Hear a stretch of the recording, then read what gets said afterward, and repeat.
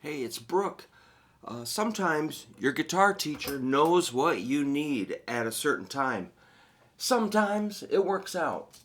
Last night I had a student come in and we were flipping through his book. I gave him quite a few handouts and he wasn't really sure what to do with them all. But I said, "Oh, look at this. This is very cool.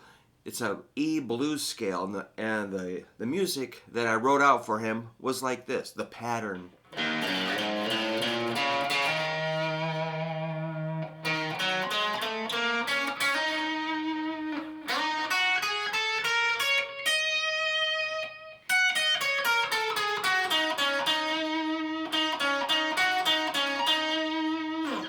And he got it. You know, a lot of times my students just aren't sure. They're just not ready. They don't quite know what I'm talking about. Well, it's just a blues scale. And I started playing a beat on the old drum machine. I think if he played that with the beat, he did really well with the beat, but it's like,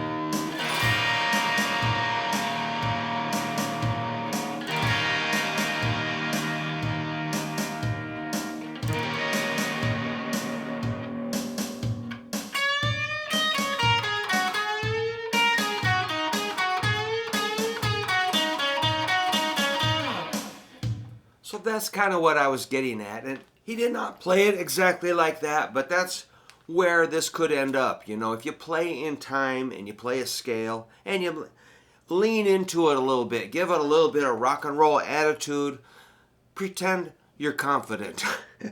That's kind of what I do when I got to play like a small show can be really nerve-wracking, but I always pretend to be stoic. I'm putting on an act. I always pretend to be cool. I'm not. I'm a real dork. But or if I play on a bigger stage, like a festival, and there's like a whole sea of people out there, I'm just like, yeah, another day at the office. But really, I'm just like, I'm scared. But I pretend. I play a part.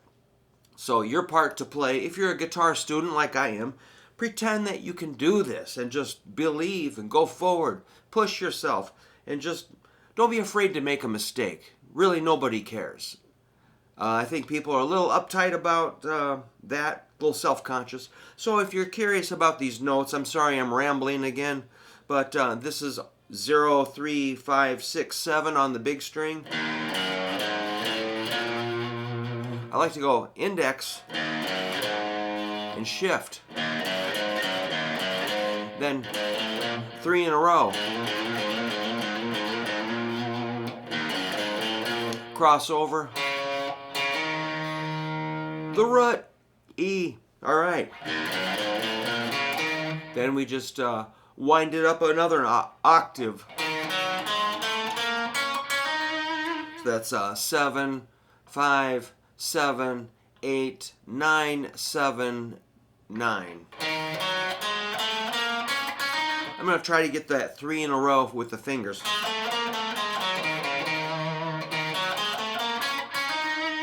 Hammer-on's kind of cool. Then so those two scales look the same. This next one's a little different because the B string is tuned not in fourths, it's like in the third, so whatever. So this is, that'd be 9, 8, 10. Then you got your 11,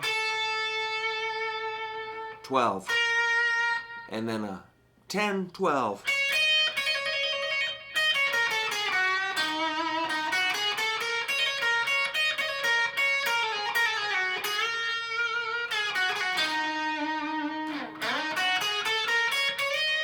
Then the party really gets started up here on the 12, 15s.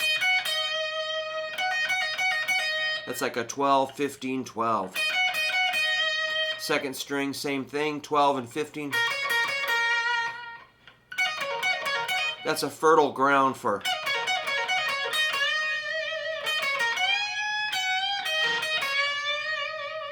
fun stuff. Then the third string is 15, 14, 12. Then your fourth string is 14, 12. 14, 12, 14, because that's an E.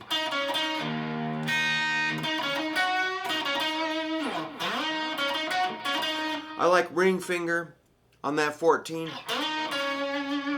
Index on the 12. The hot bend is the third string, 14th fret. Totally cool. Believe.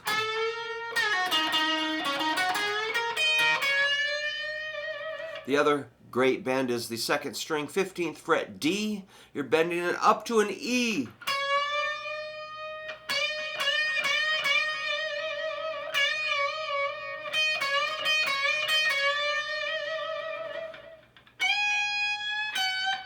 You can bend the first string, 15th fret, that's a G, going up to either a G sharp or an A, or maybe an A sharp, or maybe somewhere in between.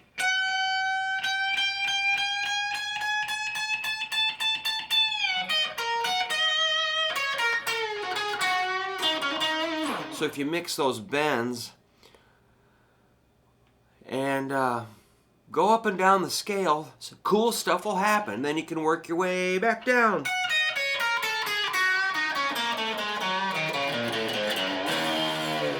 Throw in like an E7 or a one here.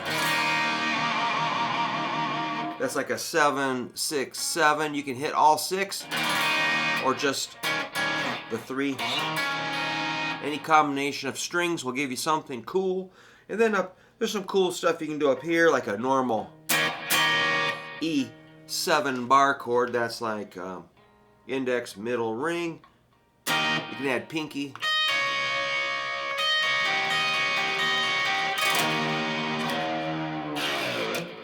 Wow, man.